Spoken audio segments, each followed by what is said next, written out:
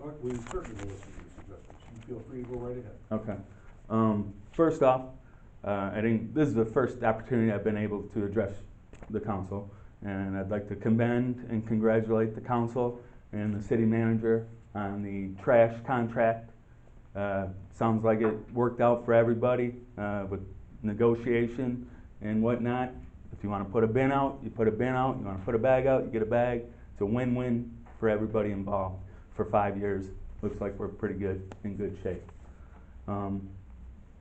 Next is the main reason I came tonight, and that's to talk about a month ago or so, maybe 6 weeks, I was notified that the Tecumseh Police Department does not have dash cams in their vehicles. And I find that very concerning with everything that goes on in today's day and age, all the stuff that's going on out there. I did a little research locally. LCS, Runaway County Sheriff, they have dash cams and body cameras. Clinton Police, dash cams and body cameras. Raisin Township, dash cams and body cameras. Adrian PD, dash cams and body cameras.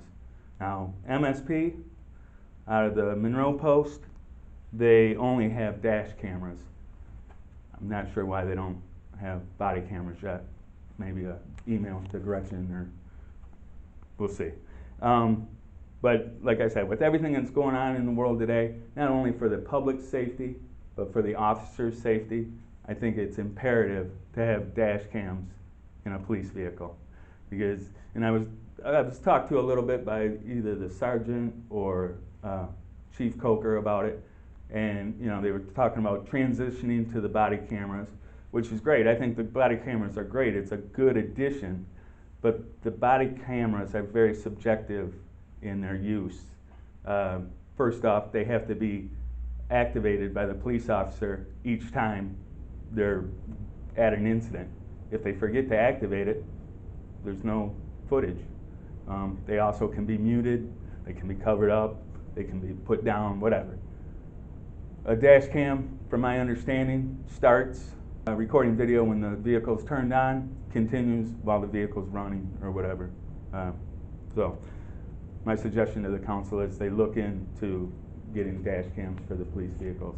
I don't know if it's a budget thing, but personally, I have a dash cam in my own vehicle, and it didn't cost that much. I know it's probably not the same caliber of what the city would use for a police vehicle. Those obviously would probably be a little more expensive. But the next item is still pertaining to the police department, and this is, again, not criticism or complaining. It's just a suggestion.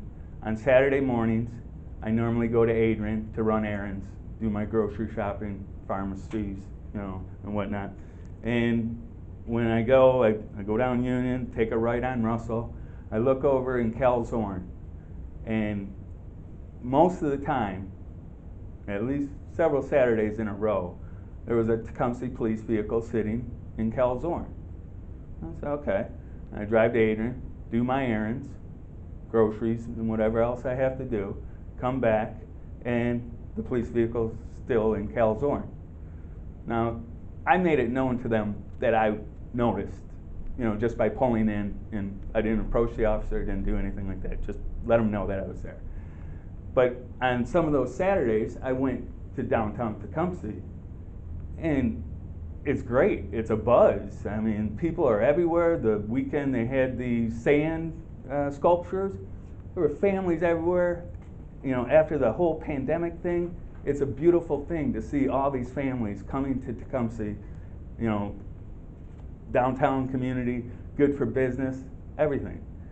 But I think it'd be better suited if the officers, instead of being in an empty park on Russell, were downtown in the community, being approachable, being visible, maybe a little community policing, interacting with people, and kind of bridge some of the gap that there may be. And Tecumseh probably doesn't have it as much as the major cities in the U.S., but try and bridge some of the gap between the citizens and police.